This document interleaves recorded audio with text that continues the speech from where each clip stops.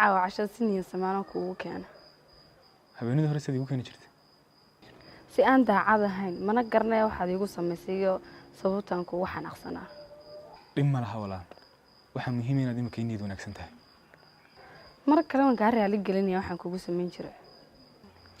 waan qaatay raali gelintaada dhib ma laha iga waran horta Caaisha dhinkeeda ku dambeeyay wili ma soo noqon mana malaynay inay soo noqonayso.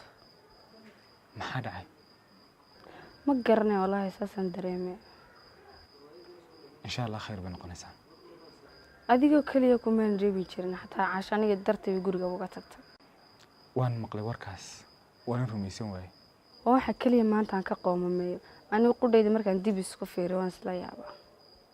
ma muhiimadu waa inaad istareentay dhaqankaagiina bedeshay oo runta laakiin waxa wax kastaba qasmay. dhib ma laha wax wali way hagaagayaan niyadana khayr u sheeg هيا أحمد